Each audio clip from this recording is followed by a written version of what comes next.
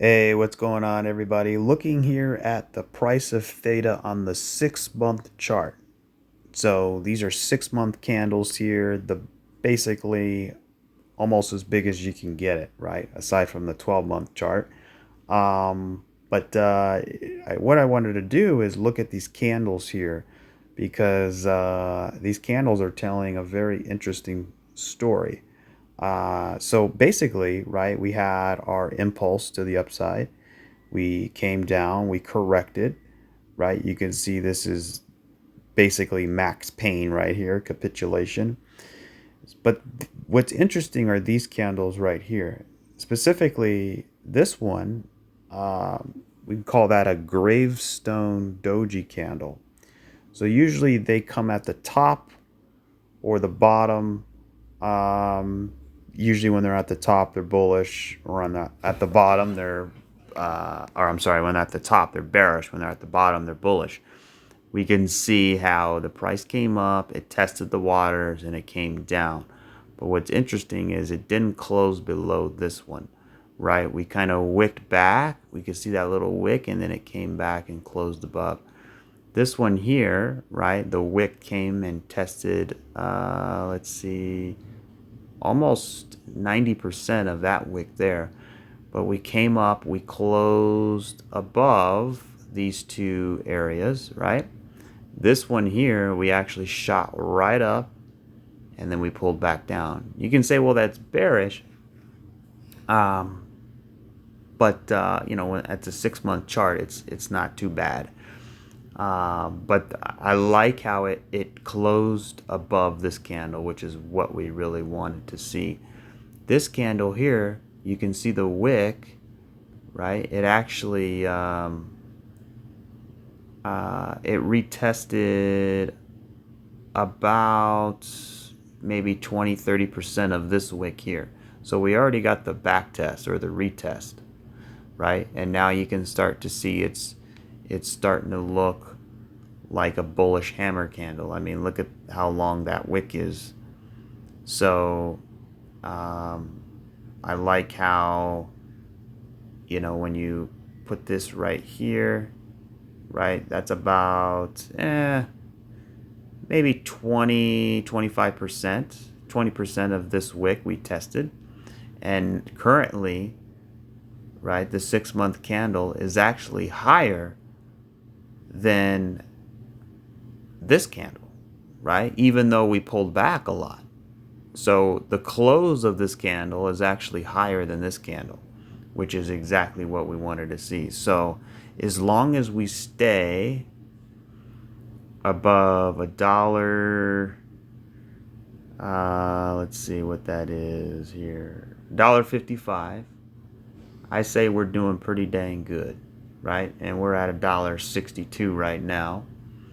So if I zoom in a little bit to the 3 month chart, and now it's starting to paint it's painting another picture, right? We had the big breakout. Obviously, this one came back to retest, right? So I'm just going to slide this about right there. And I'm going to put another one at the bottom of this wick here. So that's kind of our back test, retest zone. And, you know, this current 3 month candle, following this red backtest candle, you can see it starting to look like a bullish hammer candle, right? So if I just enlarge it, I mean, that looks very bullish, right? So I believe that this red candle is going to be retested at least 50%. So if I just put it right about there, that gives us approximately about $2.20. I can do it a little better with a fib retracement here. Yeah, I actually undershot it a little bit. Let me put it right about there. It's a little deceiving, right? But about $2.34. So The target, right, between now and 2 months from now should be $2.31. Now, I think we can go a lot higher than that, but that's basically what we're looking at here. So the question becomes, if we get back up here, right? Let me just put it right here. If we get back up here, and then the second candle starts to close, starts to break back above it, right? Because this is the quarterly chart, and there's 4 quarters in a year, and currently we're on the third quarter, right? So the third quarter started last month, and it will end in October, right? Yeah, October, November, December. No, the end of September. So by the end of September, it's going to be critical that we get back to that $2.30 line. Then maybe a pullback, and then the breakout. So that's kind of how I'm thinking here. Let's go down to the 1 month chart here real quick. So the 1 month, we got 11 days left in the month, and I really like the candle. That is a bullish hammer candle right there. So you can see how we wicked down, right? And then we wicked a little bit further. And you can see, if I just draw a line from here to there, right? And let me get rid of that so you can see it, right? You can see also on the 1 month, that's bullish divergence, right? You can see this is actually angled up, right? And that's angled down. So I like that a lot. That shows bullish divergence. Now, if you come back up here, right, you can see something similar. If I angle that up, right, you can see a wick and then a slightly higher wick. And then when you look at the RSI, you can see that this is going down and this is going up. And what was the net result of that? Well, look how much she went down. Went all the way down, right? So we just translate that to here. What do you think is going to happen, right? If I flip it upside down, right, you can see we're probably heading back down, which is really heading back up. So anyways, just some long-term macro analysis for you. I think my favorite chart, though, really is the 2-week chart. I'm a little upset that it's not a 9, right? You can see it's a 6. But honestly, I think the count should have flipped either on the 4 or the 5, right? But it didn't. So I'd actually treat this more like, an 8 candle, right? Which means in 8 days we should get a 9. So that's kind of how I'm looking at it. Also, we have a bullish hammer candle. We have red, red, red, red, red, red, red all the way down, right? Bullish hammer candle. You can see right here from there to there, right? And if I turn the RSI on, do we have bullish divergence? No, we don't have bullish divergence there, but it's still okay because we have it on the higher time frame and even on the micro structure as well. I like the 2-week chart a lot because it called the 9. It called the top of this chart here, right? And then once that 9 hit, it printed these red dots. You can see the green dot came down after that was already printed, and then it just dragged along and until it hit that price. Once it hit it and then it had that 9 buy, and then those dots sort of disappeared. But you can see this green dot really did its job, right? Basically, you sold here, and if that's a reversal, now you're looking at these green dots here for a potential buy, right? So then we landed on a 9 buy on the green dots after 5 waves with bullish divergence between the 4. I mean, that was like the best thing with Wyckoff as well. So now you can see the green dots are a little bit more elevated, but less of a support or less of a setup support because we didn't get a 9 up here. So if I drag this along, that's your sort of your middle line here, right? So these are our basically our 3 lines and our 3 zones, right? And you know, coming from one zone to the zone ahead of it, obviously it's not going to break the first time it came straight to it, and now it's sort of slingshotting, right, to make another attempt to break it later on. So we'll see how that plays out, but as you guys know, I'm pretty bullish on Theta. I have been since all the way back here in October when I first did a Theta video saying, okay, this should be a good spot here. So if I draw a line right here, I really like this and this and potentially this. So that to me, right, we have a potential what? Inverse head and shoulders there. I mean, that's pretty massive, right? So let's get back to the trend line. Where would that be? Approximately about $2.80 or so.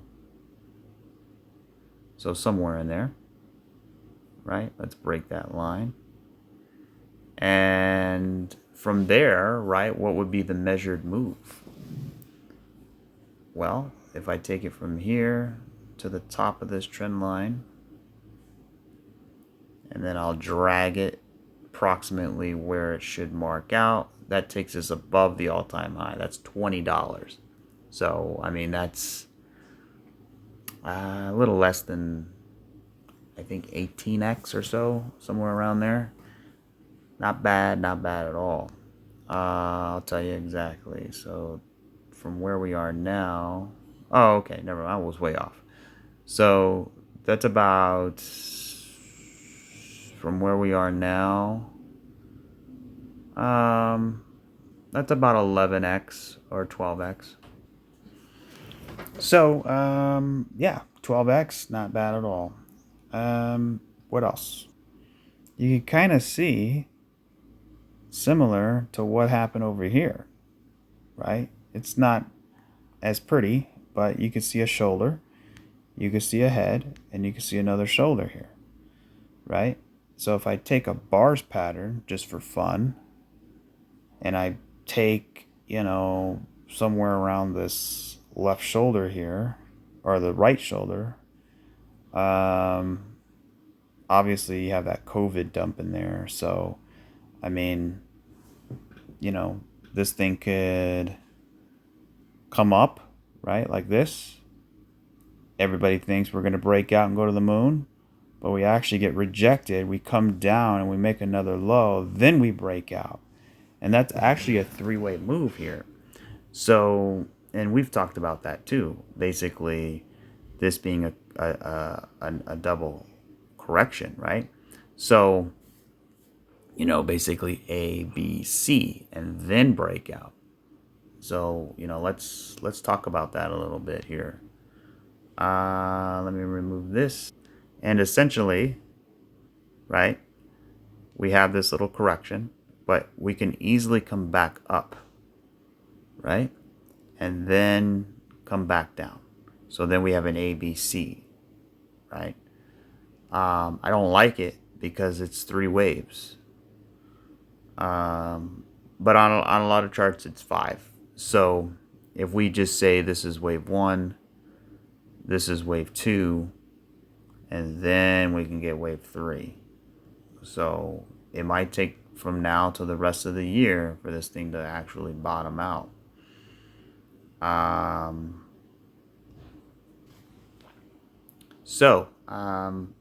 I mean, there's nothing really much to say about theta right now, except for the smaller time frames, which we'll get into. Let's look at the weekly chart. The weekly chart's about to end tomorrow, and we have a powerful engulfing candle here. That's, I mean, basically the weekly goal here is to close above this zone, right? Or this close right here at approximately $1.56. Yeah, $1.55, right around there. So if we could do that, right, now we're one candle away from having a what they call a three white soldiers. I don't know why they call that, but just go to Google, type in candlestick pattern 3 white soldiers. You'll see 3 powerful green candles marching up, right? If we get that, and then we're probably going to get back up to this area right in here. I'm going to have to turn that off. Okay, and then from there, we pull back. Probably back test this breakout level, right? Because we're still in this up wave.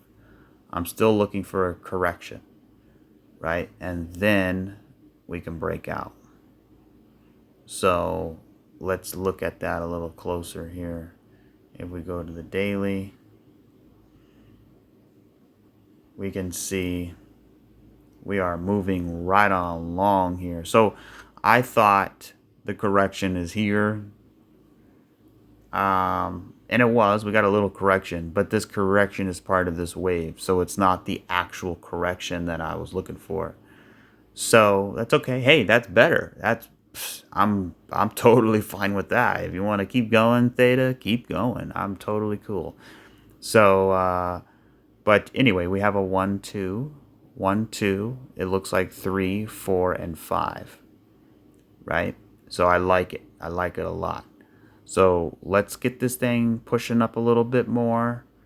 And that's another thing too. Theta is doing really well, but it's actually a little bit weaker compared to, for example, like you can see Ethereum Classic, right? We got right to the back to the top, same as Theta. But for example, like Bitcoin totally got back above its area here, right? For example, ADA, here's its zone. We broke completely above it, where Theta is like challenging right in the middle here. And the reason why that is, right, is because Theta had a much more explosive move than Cardano on its breakout, right, on the higher time frame. So when I do this, I go to percentages, you can see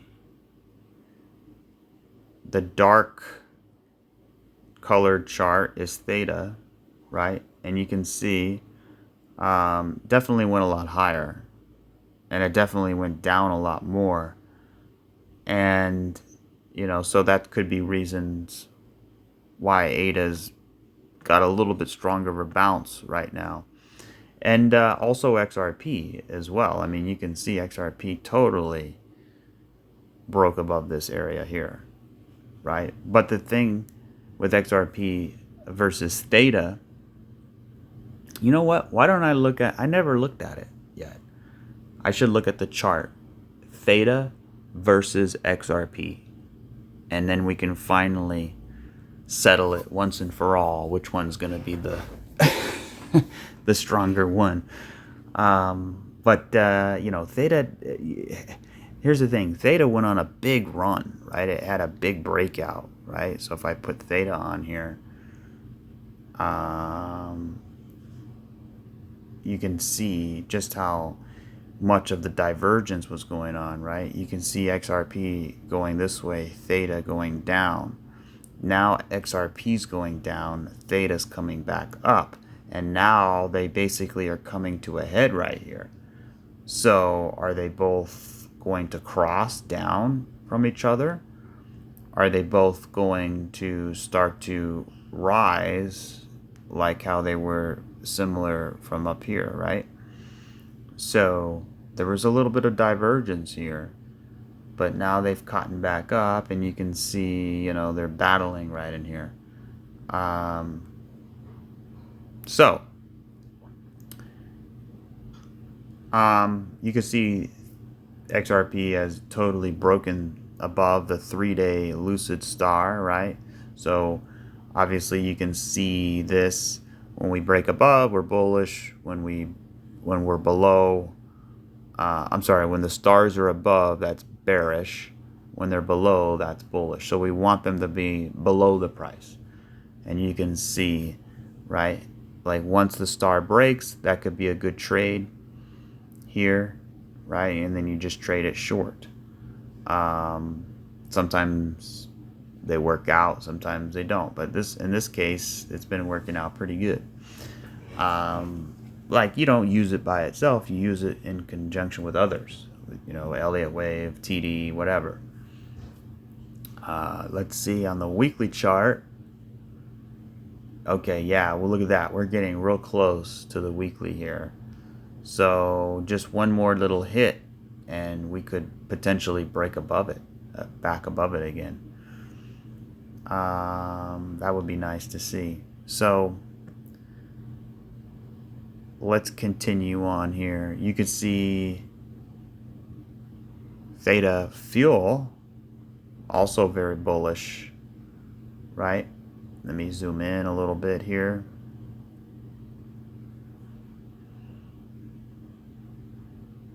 So Theta Fuel has not broken this part yet.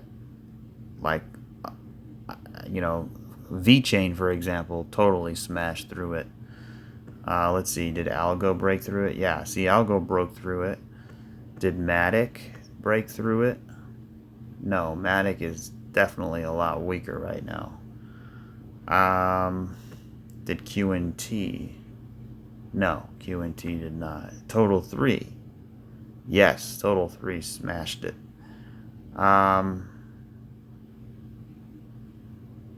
Yeah, Total 3 is looking pretty good here. So again, I'm expecting a pullback coming up soon, because when you look at Total 3, it's obviously a representation of all the altcoins, right? So when we zoom in a little bit here, we can see a clear 5-wave move. Now there's a couple different ways you can count it. You could say 1, 2, right, 3, 4, 5. Sometimes people just count the third wave. So you got 1, 2, 3, 4, 5. That's 3. So you got 1, 2, all that's 3, 4, and 5. That's the way I would count it, right? So if we zoom in to the 1 hour, what do we got here? And look at that, we got 5 waves on the 1 hour. So this is a time, I think Monday is going to be a sell-off.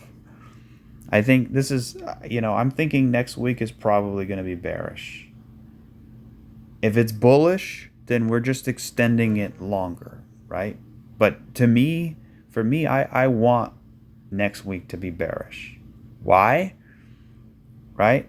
I'll tell you in a minute. But right here, the 5th wave, 1, 2, 3, 4, 5. Right? So that will be the end of wave 5. The reason why I want next week to be bearish is, number one, I want to buy the dip, right? It's impossible for me to enter when we're just cruising on up. But we need to cruise up, because if this is a wave 1, we want it to be as big as possible, right? So we want wave 1 to cut through as many of the retracement levels as we can.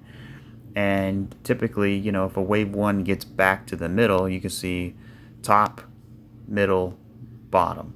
If we're right here in the middle, that's good enough for me, right? We get up here in the middle, we have a big correction, ABC correction, right?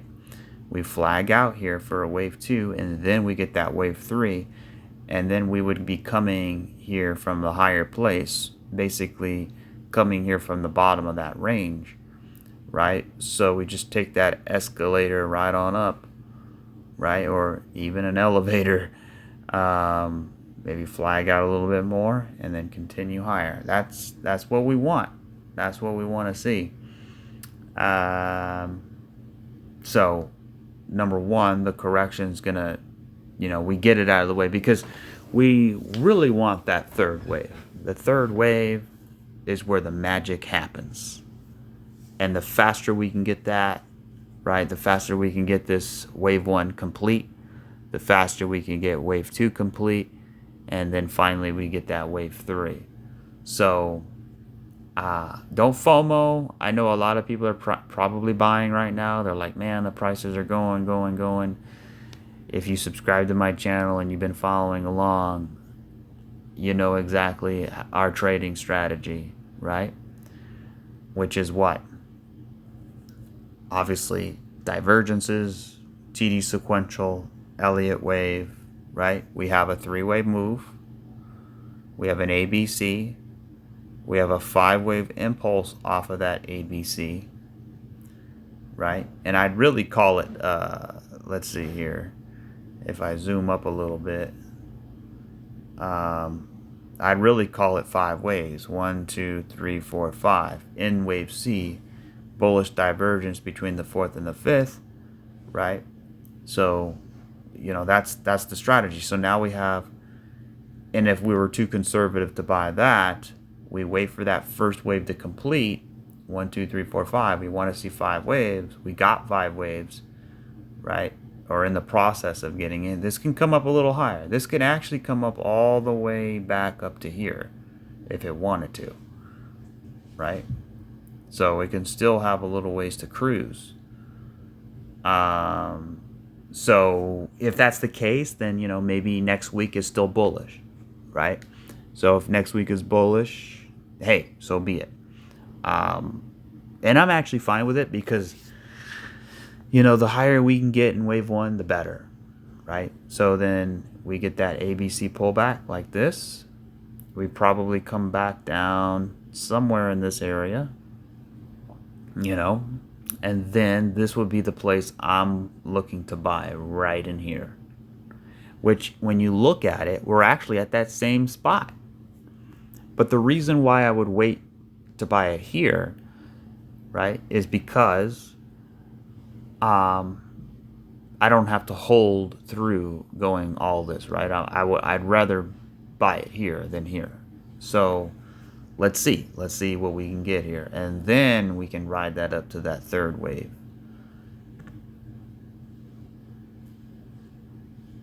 Some coins, this looks like a diagonal to me, right? 1, 2, 3, 4, 5, some kind of wedge here, a bull flag, right?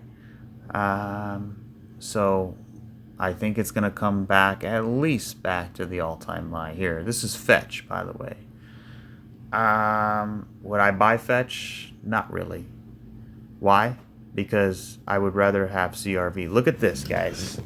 Here's the difference between fetch and CRV. Okay? This is going to blow your mind right here. So fetch is right here, obviously. Where's CRV? CRV is down here. So which one would you rather buy? I mean, it's like, you know what I mean? It's insane. And I'm going to prove it to you right now. So watch this. I'm going to take a screenshot here. And then here's CRV. I'm going to take another screenshot and we're going to compare them side by side. Okay, so we could see a fetch on the bottom here, right? And let me swap this here. So you could see that little area right around here, right? So essentially, we broke, that range to the downside, right? Obviously, this to me is at the beginning here of what this was, but it's actually a lot bigger. So, we're cruising down here, right? We're cruising down. We go flat, and then we spike the low. Cruising down, we go flat, and we spike the low. So I'm not saying it's going to do exactly what Fetch did, but so far, we've looked at many coins that, from their humble beginnings, and look what they turn into, like ADA.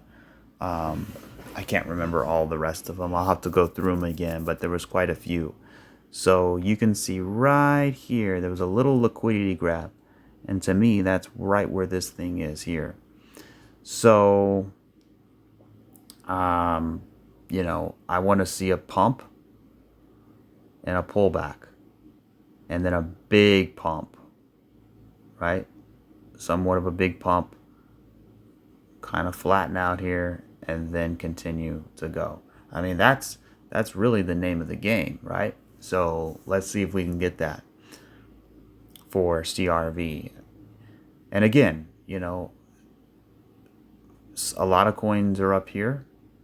There's only certain ones that are down here that compare, right? So it's a bigger risk because, it's actually kind of not a bigger risk. It depends how you look at it, right? It's a bigger risk because you just don't really know, but it's also a less of a risk because you're so far at the low. You can see the divergence here, right? So yeah, let's see what happens. Again, I really like this, how it just came here and then it finishes and it drops. So when you compare that to this, it's essentially the same thing. That's kind of what happened here to Filecoin, right? Let me just start it right here. You can kind of see, right? We're going down, down, down, down, down, and then we get to a point where we can't go down anymore, so we build this base here. And then what happens is, people say, okay, it's accumulation, we're accumulating, we're going to go up. But what really happens here, we actually spike the low and get and trigger all those stop losses, right? And then we come back up, and then you can start to see what happens after that, right? It takes a long time for it to get going, but man, it was a good hodl, right? This one's more of a long-term situation, right? But you can see how big it turned into, and it turned into one of the biggest bull runs, actually. This thing was at, less than $3, and it shot all the way up to, $240. Not bad at all. So you can even see that happening here with THETA a little bit. Came down, went flat, spiked the low. Spent a lot of time here though. But the one I'm really keeping an eye on is Ethereum Classic. Why? Because of this right here. This, Dogecoin, right? We can see very, very similar price action. We spike up here, we came down, right? Spike up here, came down, we're hitting these areas. We come back down and we build our channel. Come back down, we build our channel. I don't even need to write on it because, essentially you can see all the annotations on there, right? And the important one being, this area right in here, the breakout and the back test, right? We came down, this move here, we back tested.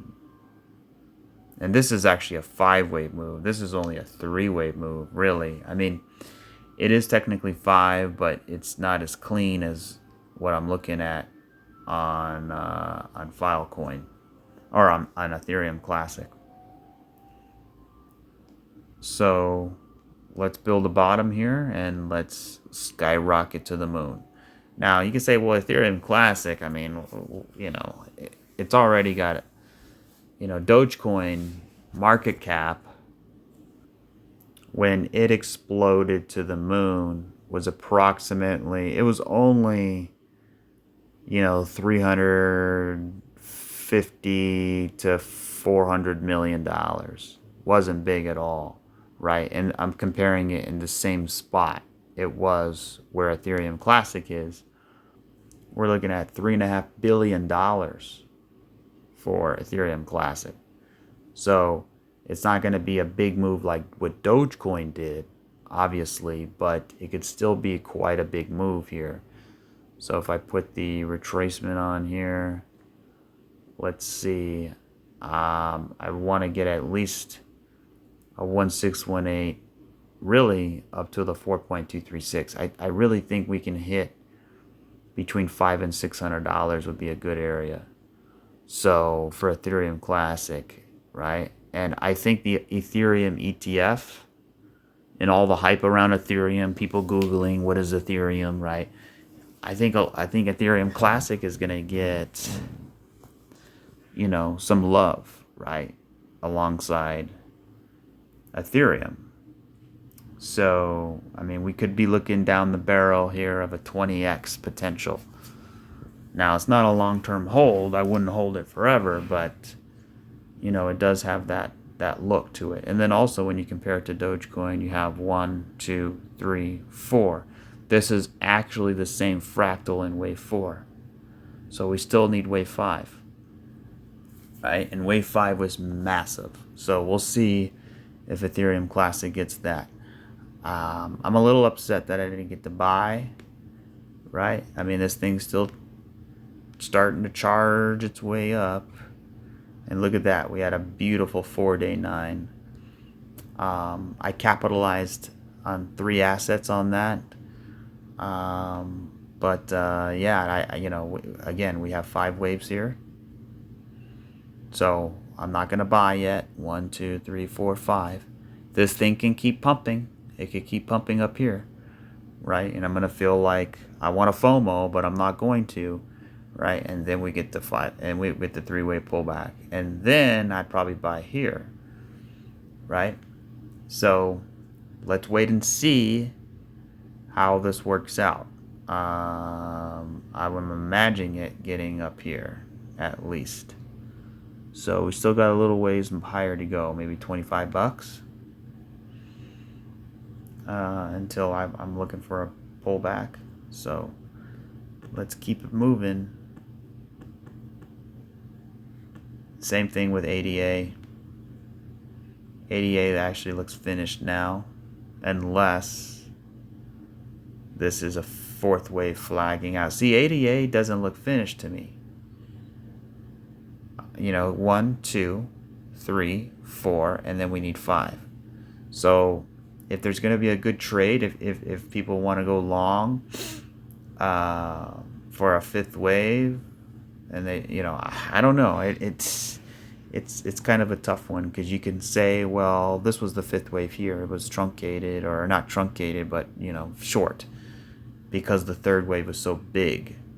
And maybe that's true, but it kind of looks like 1, 2, 3, 4, 5, and then we get the big ABC after that. So we'll see how it goes. Bitcoin dominance is just sort of going sideways, consolidating, right? But with bearish divergence here. I think it's going to break out. I think we got one more hit to the high. So then when we flip it upside down, guys, it looks like the CRV fractal. Remember how we come down, down, down, down, right? And then what do? We build a base right in here. We build a base. And then what do? We drop below the base, freaking everybody out, right? And then what do? We start to, we come down, a liquidity grab, and then we sort of do this and play around, and then it starts to go back, right?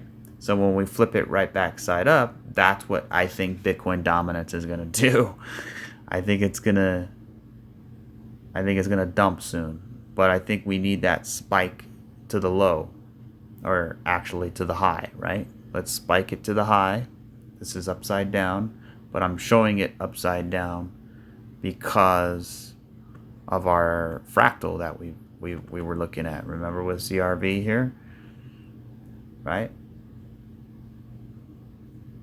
We spiked the low. Same thing that happened with Filecoin, many other coins. So let's see how this plays out. Ethereum's moving up a lot faster than I thought, right? Because remember what Bitcoin did. Bitcoin had the same shape, but it actually went sideways in here, and then it started going up. So this is going up ahead of schedule, which means what? Which means we're probably going to get a big pullback and then go up, right? Maybe not so big, but maybe time related, right? I want to see this flag out in here and then go, but we need to wait for this wave to end. So without further ado, let's go back to Bitcoin and get this going here. So let's go to the weekly chart. Look at that, guys. This is the grand finale right here, by the way. Massive weekly engulfing candle. The candle's going to end very soon. So this is very bullish, very bullish. Let me put the line here. Our downward resistance line is right about there. Maybe a little bit higher to go. But essentially what we want to do is we want to flag out a little bit in here, right? We want to recalibrate our energy, because if this goes up, right, we run out of gas. So we want it to go up, and then we want it to cool off. We want it to rest. We don't want to overheat. We don't want to overheat the engine, right? So we need to monitor it. So let it cool off, turn it off a little bit, let the engine cool down, because we got a big uphill climb, and we don't want our engine failing. So we pull back, and then we break out. So that's basically it. That's what we want to see. And what do we have here? We have a shoulder, we have a head, and then what are we going to get here? Probably another shoulder, right? And the measured move, let me do that a little bit better. The measured move from the absolute bottom to the top here, this is probably where we're going. That's about $86,000, and that makes sense to me. So if this is a wave 1, this is a wave 2, we get up here in wave 3, and then 4, and then maybe 5. Maybe we get up to 90K, right? Are we going to make it to 100K? It's going to be hard to know. It's going to be hard to know. But once we get 5 waves, and then we go into some kind of distribution, that's where the alt seasons occur, right in here. So let's hope for the best. Let's see what happens. All right, guys, that'll do it. Thank you guys for watching. I will catch you on the next one. By the way, if you can hit that like button, I'd really appreciate it. And hit subscribe, because you know this is a big moment for crypto.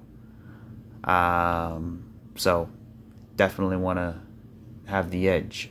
All right, I'll see you on the next one. Cheers.